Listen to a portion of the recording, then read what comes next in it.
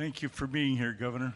My pleasure. Fentanyl is a godsend if you're in extreme pain, but the components of fentanyl flooding over the southern border, who are the 350 people it's killing every day? It is the people who would join our military in 4 or 5 years. Make no mistake, China is preemptively killing our troops. The kinetic war with China has already started. Totally agree with you.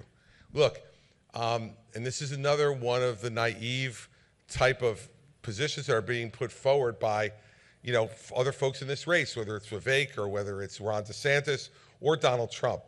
This proxy war with China has already begun in at least 2 ways. One, the war in Russia, which they are funding and supporting both with weapons and with money, and exactly what you just said. The precursor chemicals for fentanyl come from China, sent to the drug cartels in Mexico, and then sent into this country to kill our people. And until we confront China about that in a way that actually is effective and makes them understand there's a penalty to pay for committing an act of war on our country, then they won't stop. And all the talking in the world won't do it.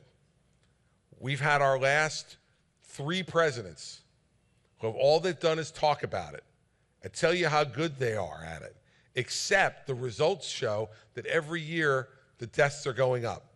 110,000 Americans dying of overdoses in the past year. It's the #1 killer for young men 18 to 34.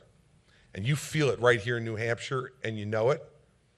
And what we need to do is not only put those National Guard at the border to try to stop some of it and take actions against China to get them to stop sending it, but we also need to make treatment much more broadly available in this country. This is a disease, and we can help to treat that disease before it's fatal. But we have to stop pretending that it's a moral failing. It's not. It's a disease like heart disease or diabetes or cancer. People get addicted. And I'll end with this. I'm pro-life. And I believe that every life, as I said before, in the context of the Israeli conflict, is a precious gift from God. But if we're going to continue to be the pro-life party, we better be pro-life for the whole life, not just for the 9 months in the womb. And it's easier during the 9 months in the womb. Those of us who are parents know when they come out is when it gets complicated. That's when it gets hard. And the 16-year-old young girl on the floor of the county lockup somewhere in New Hampshire, her life is precious. The 50-year-old lawyer who's addicted to Percocet, who is ruining his life and the life of his family, his life is precious. The 70-year-old woman who is in chronic pain and gets addicted to painkillers and winds up committing suicide because of the depression that comes, her life was precious too. And every one of those people can be treated and made better. But we have to tell people it's okay to ask for help. We're not going to judge you. We're going to treat you. And we're going to help return you to being a good mother and father, a good son and daughter, a good brother and sister. The fabric of our country will be torn apart if we continue to lose 110,000 lives a year that way. So yes, get tougher on China. Yes, be stronger at the border. But that will only fix part of the problem. That's the part that's easy to say.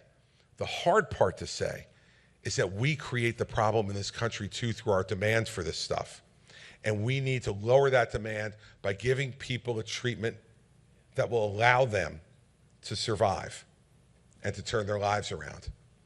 We need a president who, once again, will talk about our better angels, who will say we can do better and be better as a country, not talk about vindictiveness and anger and desperation.